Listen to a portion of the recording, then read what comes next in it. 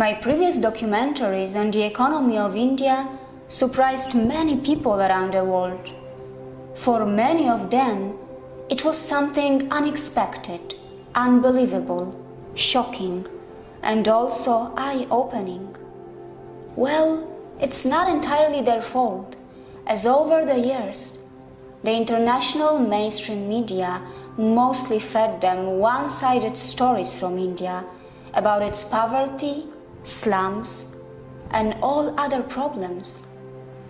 Should we just blindly believe that the international media has been doing it innocently? Or should we question if they have a hidden agenda? Don't you think that we deserve to know the complete truth before we form our opinion about a country? When hearing the truth starts to shock you, it's a sign that you must start questioning the system around you. It's time that you open your senses and mind and evolve your brain before you become the victim of the media with vested interests. It's time that you realize that the international mainstream media, which is supposed to increase your awareness, is actually making you more unaware and willingly keeping you in the dark. Today, India is the fastest growing major economy of our planet. And do not be surprised, because it had always been the biggest economy of the world right through the human history until it was looted by its invaders and colonizers. Yet many of us around the world have no clue about it. Well, there are many reasons behind it, and one of the biggest reasons is the role of the international media. After India got its independence in 1947, its colonizers did everything that was in their power to prove to the world that India could not self-sustain itself without them. They wanted to prove to the world that they were in India for a good reason. The looters wanted the world to falsely believe that they were the saviors of India. Pushing India into a civil war right after the independence was just the beginning, because the next steps that were going to be taken were no less dangerous. And those steps were to control the global news and form the incorrect opinion of the world's citizens and also their own people about India, and to achieve a fake goodwill in order to justify their unethical stay in India. The truth is that what the colonizers did to India during their rule, they continued the same even after their departure from India. But this time it was done by their media. And that is why highlighting only the uglier side of India, its problems, its poverty, its social issues started. But these colonizers never mentioned that many of those problems were actually given to India by them. By doing this, they desperately tried to prove that India was anyway a country full of problems, and their stay in India was justified. It is the biggest irony when the robbers, after robbing a house, start to complain about the poor condition of the house that they just robbed, and showcase it to the world by their institutions like media, who get formed and powered by the very same newly acquired looted wealth from the very same country which they are going to criticize. By controlling the media, they successfully control the minds of their own people and also form the opinions that they desired among the world's citizens by establishing global media houses. Largely, they have been successful in this strategy, as they have been able to not just form a wrong opinion on India of the world's citizens, but also they were able to falsely educate few of the citizens of their former colonies as well. And today, a few of the citizens of these former colonies shockingly believe that the colonizers did good to them. The fact is that, very cleverly, these colonizers still managed to influence and run academic institutions and schools in their formal colonies, which fed the same propaganda to the future generation of their formal colonies, creating sympathy in the hearts of some of the innocent citizens for their ex-colonizers. And simultaneously, the same propaganda was also backed by the international news agencies originating from the land of the colonizers. You will be shocked to know that today, if the mainstream international media start to give the equal coverage to the development stories of India, just like the coverage that they give to the poverty, rapes and other problems of India, it can hurt a lot of their own people back home, can easily create unrest in the Western societies, and potentially even topple some of the Western governments. Shocking, isn't it? Let me tell you the reason behind this. The fact is that by showing the poorer side of India and also other Eastern countries, the Western countries want to show their citizens that they are living in the better part of the world, by giving them a fake, proud and satisfying feeling, by creating an atmosphere of a feel-good factor so that their citizens are less likely to complain or revolt against their government or protest against the system. The strategy of the Western countries is simple.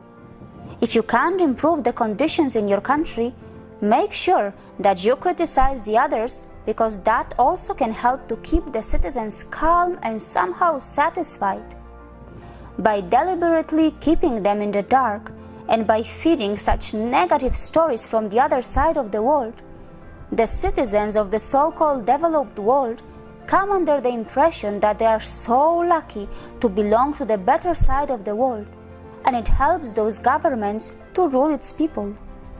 But finally, this old strategy is increasingly becoming less effective, because one can't suppress the truth for too long. And that is visible in the increasing numbers of protests and revolts that have been taking place in the West against the governments due to unemployment, economic crisis, and other serious issues.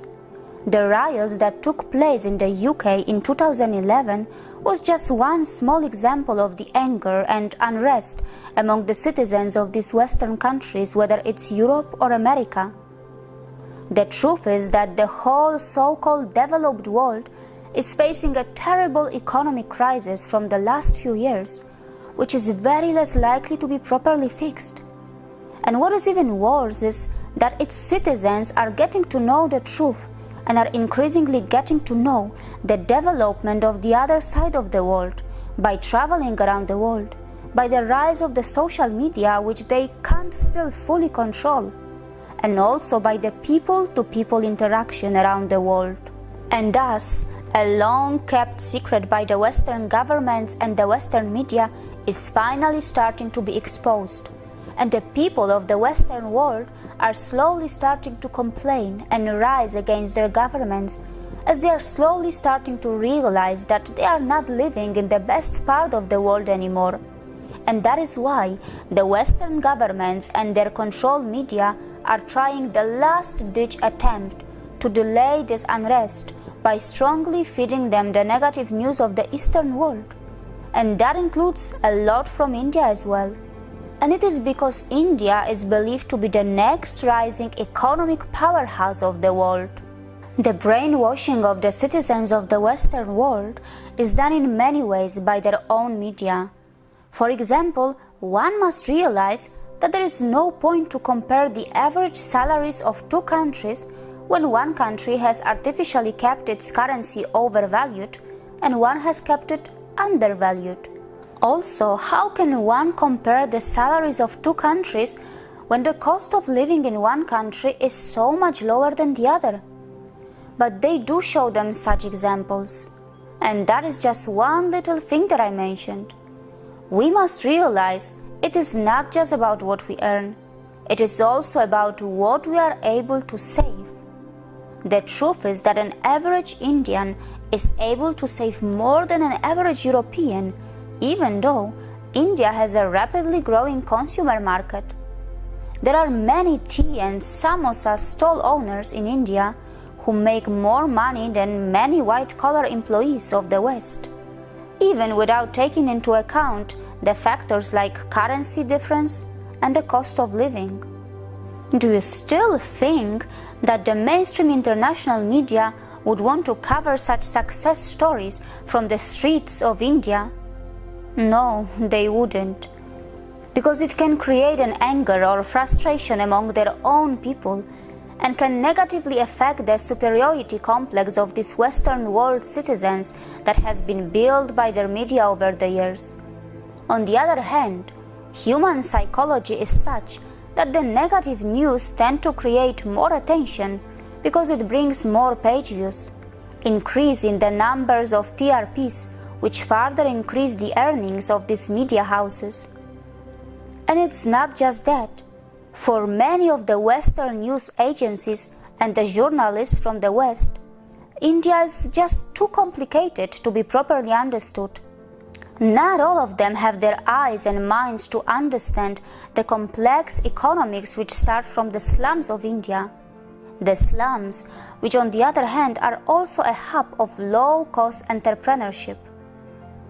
They completely fail to understand how on the sidelines a giant informal economy of India also functions parallel to its formal economy. But there are a few more reasons that exist. We must remember that India is a vibrant democracy where people enjoy the maximum freedom, unlike the communist countries, and also the level of freedom that citizens of India enjoy is far better than any other Western democracy that I know. India's media is enjoying the maximum freedom by its government that is second to none.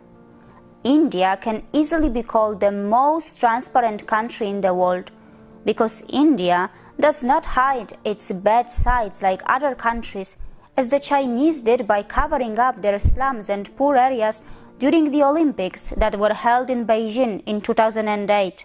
Just to give you a small example. Indians are silently continuing their journey to reclaim their ancient glory without making much noise, because they rather believe in actions, and that is why you are seeing this side of India from someone like me, who is not an Indian. It's time for us to understand that Indians do deserve an acknowledgement by us for their role in taking care of humanity in the past and their willingness to do it in the future. And this is why I have arrived in front of you, having had enough of the biased news circulating about India around the world. And I will be showing all sides of India to you. From the perspective of an outsider who is living in India, I will reintroduce India to all of you. From the best of my ability, I will be showing you the true India that you all deserve to know. It's time to accept that it is the fault of the world's media if you are getting to know from me that India has successfully launched a space mission to the Mars.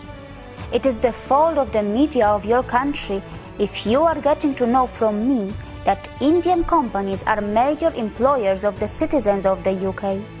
It is the fault of the media of your country if they did not tell you about the modern mega infrastructure that India has already built and it is continuing even further. It is the vested interest of your country's media if they did not tell you that India is the software capital of the world. It is biased reporting of your country's media if they gave the maximum coverage to India's slums and poverty. It is because the state-run media of your country is afraid to tell you that in how many fields India is already ahead of the rest of the world, even after all those invasions and loot that it suffered from its colonizers and invaders.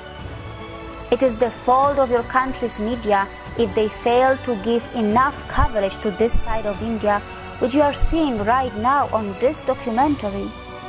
And most importantly, the development that India is witnessing is not limited to its one state or a city. It is all over the country, changing the landscapes and lifestyle of its metropolises, towns and villages. But India's rise is not a threat to any country or to the environment, as India still has a very low carbon footprint. Such is the gentle and responsible behavior of India that nobody in the world has sleepless nights or fear of India's nuclear weapons. And people of the world must realize that we need India to rise, because we all can benefit from its economy and also from its ancient wisdom. I am not trying to suggest that India has absolutely no poor people or no problems of her own, but the same also cannot be claimed by China, Europe or the USA. It is just that the world media has failed to show the both sides of India and has purposely given almost no coverage to the developed side of this country. India knows that it has not been treated fairly by the international mainstream media. 1.3 billion people of India know that if they wish, they can make enough noise in the world about it. But that is not their character, because these 1.3 billion people have been progressing silently, as they are well aware that sooner or later the truth that the world media has been hiding will be too difficult to hide. The truth that is visible in the major all-round growth that is happening all over India, the truth that is visible in the sweat of its farmers and in the brains of its corporate sector, the truth that is visible in the fact that India is the only country in the world which, even after all the loot by the invaders, has reconstructed and rebuilt its wealth by its hard-earned money, not by selling crude oil, not by colonization, and not by being the biggest arms exporter, but by its sheer hard work, morals, and by the wealth of its ancient Vedic wisdom. It's the same truth that is also visible in the ancient temples of India, where the Sanskrit mantra Loka Samasta Sukhino Bhavantu is still chanted every day, as India remains a unique country that not only prays for its own well-being, but for the entire world and mankind. See you again.